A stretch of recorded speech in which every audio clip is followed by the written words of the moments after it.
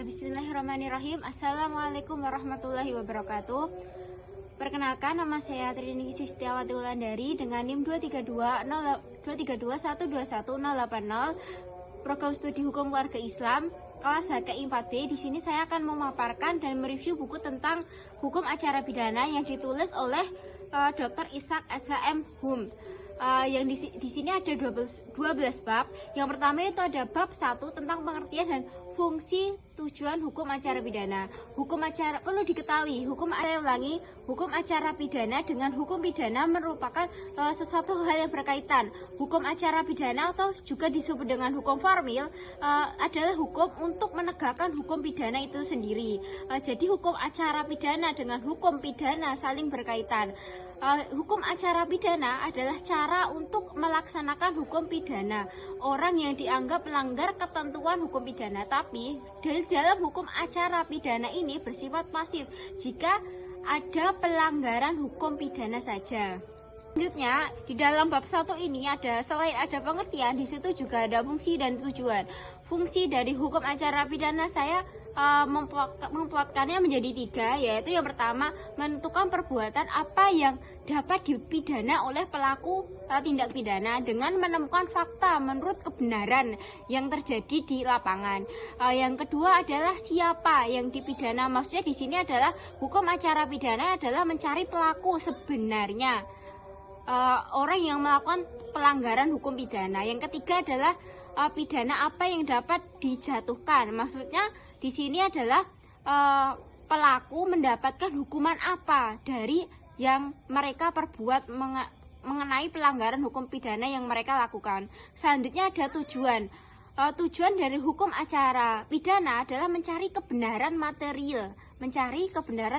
Maksudnya kebenaran yang nyata dalam perbuatan tindak pidana oleh terdakwa atau terpidana.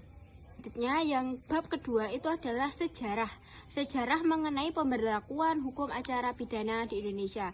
Jadi sejarah itu di hukum acara pidana ada sebelum masa penjajahan Belanda. Di dalam hukum acara pidana di waktu masa Indonesia dahulu sebelum penjajahan Belanda, Indonesia menggunakan hukum, tapi hukum di sini bukan hukum acara pidana yang berasal dari Belanda, bukan. Tapi di sini sebelum masa penjajahan Belanda, di sini menggunakan hukum adat, yaitu hukum yang tidak tertulis yang sudah mengakar dan sudah hidup terpelihara di dalam masyarakat itu sendiri. Yang kedua adalah masa penjajahan Belanda, yang ketiga ada masa penjajahan Jepang, yang keempat itu ada masa proklamasi kemerdekaan Republik Indonesia. Dan sekarang Indonesia menggunakan hukum acara pidana yang berasal dari Belanda. Itu. Selanjutnya yang ketiga itu ada mengenai asas-asas di dalam hukum acara pidana. Jadi asas-asas ini sebenarnya hampir sama dengan asas dari hukum acara perdata, tapi di sini sesuai buku ini karena judulnya hukum acara pidana, maka saya akan memaparkan sesuai dengan buku ini, yaitu tentang asas-asas hukum acara pidana. Asas-asas hukum acara pidana. Asas itu berarti dasar atau pedoman dalam pembentukan undang-undang, pidana itu sendiri. Yang pertama itu ada prasas praduga tak bersalah. Maksudnya setiap orang yang disangka, setiap orang yang terdakwa, setiap orang yang ditangkap itu wajib dianggap tidak bersalah sampai terdapat putusan pengadilan, yaitu sampai ada putusan hakim. Jadi tidak boleh kalau setiap orang itu main hakim sendiri menetapkan orang itu tersangka. Jadi asas praduga tak bersalah itu untuk menetapkan orang yang bersalah itu sah saat di muka pengadilan, saat hakim memutuskan pengadilan. Jadi seorang polisi bahkan itu tidak boleh mengecap atau mensangka kalau itu pelaku gitu. Jadi harus sesuai dengan putusan pengadilan terlebih dahulu, karena di Indonesia menggunakan asas praduga tak bersalah. Setiap orang disangka tidak bersalah sampai ada putusan pengadilan, seperti itu. Selanjutnya itu ada asas persamaan di depan hukum. Maksudnya tidak pandang bulu. dalam bahasa Latinnya itu disebut dengan equality before the law. Jadi itu asas dalam hukum acara pidana. Jadi tidak pandang bulu, tidak memandang ras, tidak memandang agama, tidak memandang gender, tidak memandang suku, tidak memandang apapun. Semua sama di mata hukum. Harus sesuai teori ya, harus sesuai dengan asas. Jadi tidak boleh di privilegekan atau ada hak khusus. Umpamanya dia anak orang kaya gitu, yang pelakunya miskin, nah gitu nggak boleh. Jadi semua itu sama di mata hukum. Asas equality before the law. Seharusnya ada asas legalitas. Asas legalitas itu maksudnya asas perintah tertulis dari yang berwenang. Tindakan yang dilakukan penegak hukum berdasarkan perintah tertulis, kekuasaan yang sah kecuali dalam keadaan yang mendesak gitu. Selanjutnya itu ada yang keempat, yaitu tentang asas ganti rugi atau rehabilitasi. Jadi seseorang yang ditangkap karena ada kekeliruan, mungkin dari pihak polisi atau dari pihak penyidik atau bahkan dari pihak jaksa yang menuntut kalau itu ternyata salah, bukan orangnya, bukan pelakunya, maka orang yang salah itu, pelaku yang tidak sebenarnya itu wajib diberi ganti rugi atau rehabilitas gitu. Selanjutnya itu ada asas peradilan cepat, sederhana, dan biaya ringan.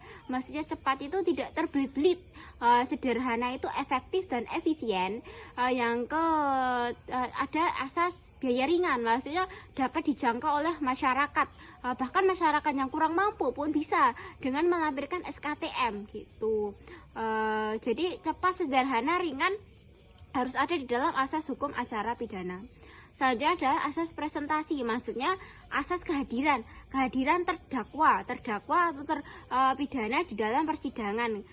Ketua majelis membuka sidang untuk umum, jadi hadirnya terdakwa. Dalam hal ini disebut dengan asas presentasi. Selanjutnya ada asas oportunitas, yaitu mengenai jaksa. Jaksa tidak menuntut perkara pidana dengan tujuan untuk kepentingan negara. Selanjutnya ada asas kepentingan umum, yaitu persidangan terbuka untuk umum kecuali kasus tertentu seperti kasus perceraian itu boleh ditutup, tapi untuk putusannya itu boleh terbuka. Ada lagi kasus tentang untuk mungkin anak-anak yang di bawah umur, lah itu persidangannya itu tertutup. Jadi asas pemeriksaan umum itu walaupun terbuka, tapi ada pengecualian dalam kasus-kasus tertentu. Selanjutnya itu adalah asas memperoleh bantuan hukum. Maksudnya pelaku pidana atau terdakwa atau pemohon itu bisa melakukan bantuan hukum, bisa menggunakan lawyer atau LBH, lembaga bantuan hukum itu.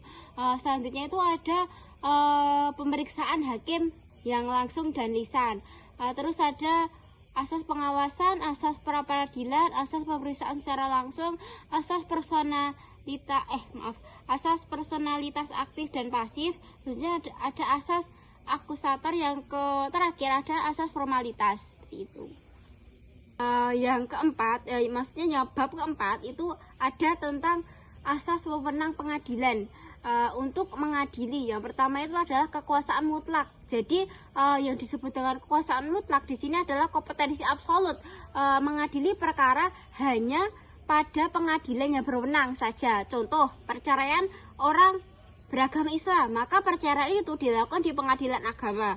Yang kedua, ada mungkin sengketa waris orang yang beragama Islam, berarti itu di pengadilan agama. Jadi ini yang disebut dengan kompetensi absolut, mengadili perkara sesuai dengan pengadilan yang berwenang. Contoh lagi mungkin di anggota militer, berarti di pengadilan militer. Jadi pengadilan itu sebenarnya nggak cuma pengadilan agama aja teman-teman. Di situ ada pengadilan agama, pengadilan negeri, pengadilan militer, pengadilan tata usaha negara atau pengadilan niaga seperti itu. Yang kedua, asas wewenang pengadilan itu untuk mengadili itu yang kedua adalah asas kompetensi relatif. Maksudnya pembagian kekuasaan mengadili suatu perkara sesuai dengan wilayahnya. Contoh, ada suatu gugatan ada terdakwa dan pemohon. Jadi pemohon itu akan menggugat terdakwa di mana? Di wilayahnya terdakwa itu sendiri.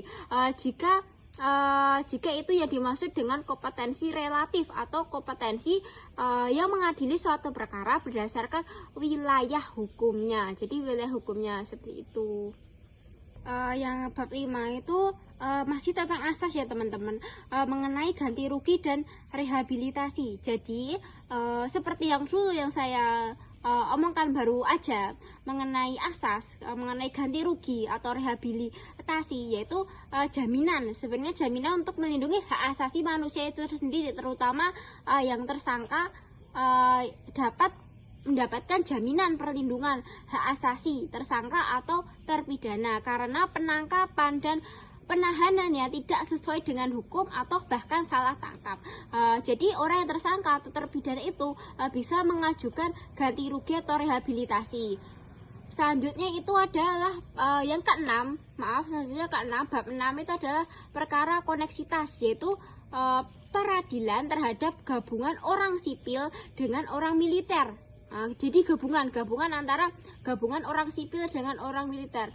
Setelah kita belajar tentang kompetensi di bab 4 itu tentang orang sipil itu berada di pengadilan negeri dan orang-orang militer di pengadilan militer kalau ada terjadi suatu kasus pidana. Tapi di perkara koneksitas ini bab 6 itu mengenai dua orang ya, satu orang sipil dan satu orang militer sebagai tersangka. Jadi untuk mekanisme pengadilannya dihitung apabila berat kerugiannya pada kepentingan umum, maka perkara koneksitas ini di peradilan umum. Jika kerugian ini lebih banyak di maksudnya kepentingannya lebih banyak di militer, maka peradilan ini menggunakan peradilan militer. Jadi itu yang disebut dengan perkara koneksitas. Jadi maksudnya peradilan terhadap gabungan dua orang, yaitu sipil dan juga militer gitu. Yang ketujuh itu adalah tahap pemeriksaan perkara pidana dalam hukum acara pidana. Selanjutnya itu di dalam bab ini mengenai prosesnya itu ada penyelidikan, penyidikan, penangkapan, dan juga selanjutnya ada peradilan dan juga penahanan. Jadi sebelum ada penyelidikan pasti ada sebuah laporan di pihak kepolisian. Dari pihak kepolisian lalu diselidiki, penyelidikan, habis penyelidikan ada penyidikan, habis itu ada penangkapan. Sebelum habis ditangkap pada peradilan di pengadilan. Yang terakhir adalah penahanan setelah ditetapkannya tersangka, seperti itu. Yang ke-8 itu adalah surat dakwaan dan penuntutan. Surat dakwaan dan penuntutan adalah surat yang dibuat oleh jaksa penuntut umum atas dasar BAP oleh penyidik yang memuat rumusan tindak pidana yang didakwakan oleh terdakwa sebagai landasan bagi hakim untuk memutuskan suatu hukuman yang dijatuhkan oleh orang yang tersangka atau orang yang terpidana tersebut. Terus yang ke-9, bab 9 itu adalah tentang hukum pembuktian dan macam-macam alat bukti. Jadi pembuktiannya adalah tindakan membuktikan kebenaran atas suatu peristiwa, seperti itu. Itu ada bab yang ke-10 mengenai putusan pengadilan. Jadi putusan pengadilan merupakan hasil atau kesimpulan dari hakim yang memutuskan suatu putusan di dalam persidangan, seperti itu teman-teman. Yang ke-11 itu adalah upaya hukum. Upaya hukum adalah upaya untuk memperbaiki kesalahan atau ketidakpuasan terhadap pelaku atau terdakwa yang diperoleh oleh instansi sebelumnya. Yang disebut di sini adalah pengadilan tingkat pertama. Jadi upaya hukum itu ada dua, yaitu upaya hukum biasa dan upaya hukum luar biasa. Kalau upaya hukum biasa itu ada, yang pertama adalah perlawanan, yang kedua adalah banding, yang ketiga itu adalah kasasi. Nah, kasasi ini tingkat yang paling tinggi di dalam upaya hukum biasa. Selanjutnya itu adalah upaya hukum luar biasa. Selanjutnya di bab 12 atau bab terakhir ini tentang pelaksanaan putusan pengadilan. Mungkin itu saja pemaparan dari saya mengenai hukum acara pidana yang telah saya baca dan telah saya review di malam hari ini. Saya mohon maaf jika terdapat kekurangan atau apapun itu yang mungkin kurang berkenan di hati teman-teman, karena kesempurnaan itu adalah milik Allah Subhanahu wa Ta'ala, dan saya hanya belajar dan terus belajar. Jadi saya mohon maaf jika ada kekurangan. Hanya itu yang bisa saya review. Kurang lebihnya saya mohon maaf yang sebesar-besarnya. Wassalamualaikum warahmatullahi wabarakatuh.